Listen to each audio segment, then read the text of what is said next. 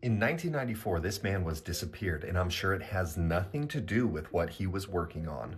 Today, we're diving into the fascinating story of Jacobo Grinberg, his insanely groundbreaking findings, and the mystery that surrounds his disappearance. So at the age of 12, Jacobo decided he wanted to study the human mind because he recently lost his mother to a brain tumor. He studied psychology and neuroscience and got a PhD from NYU. And that PhD focused on the relationship between the mind and the body. But here's the thing about Jacobo. He did what many scientists are afraid to do. He wanted to see if there was a link between science and shamanism, mysticism, these supernatural or spiritual topics. And being from Mexico, he focused primarily on Mexican shamanism. By combining his scientific background with his shamanic and mystical background, he was able to learn things that would challenge conventional science. Now, if you're not new to my content, you know I've been talking about this podcast, the telepathy tapes that every single person needs to listen to. It looks into and documents the telepathic and psychic abilities within nonverbal autistic individuals. Now, the coolest thing about this podcast is just because these people have these abilities does not mean they're the only ones with it. And often they say everybody has this, they've just forgotten.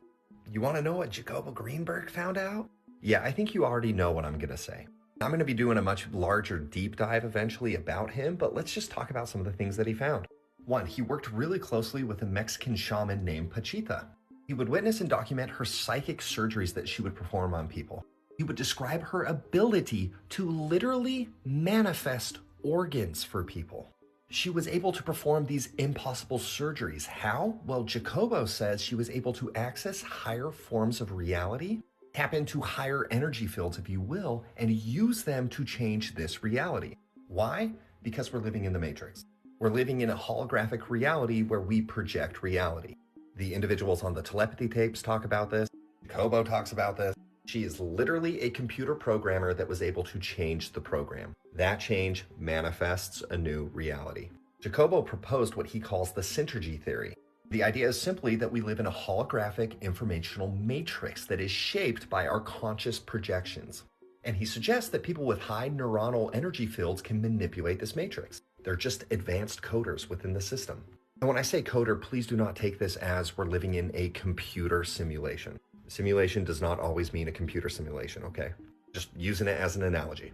Jacobo also performed many experiments regarding telepathy and other psychic abilities. He would look at things through meditation, look at two brains, and what they found is there was a synchronization that would happen where the sharing of information could happen.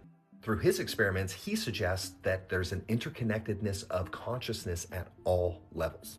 He was working on some pretty amazing things, and in December 1994, just before his 48th birthday, he disappeared. There are so many conspiracies around why and how he disappeared.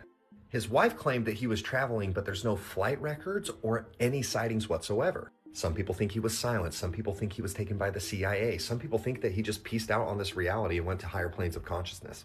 Like I said, we're going to dive so deep into his story and his findings, but it is really fascinating when you take a man of science who is a genius that applies that to look for the connections between spirituality, mysticism, shamanism, whatever you want to call it, and he explores the different levels of consciousness. Instead of just ignoring the things that we can't explain or calling it woo-woo or crazy, he pragmatically looked it in the face, trying to understand it. And unfortunately for us, he disappeared.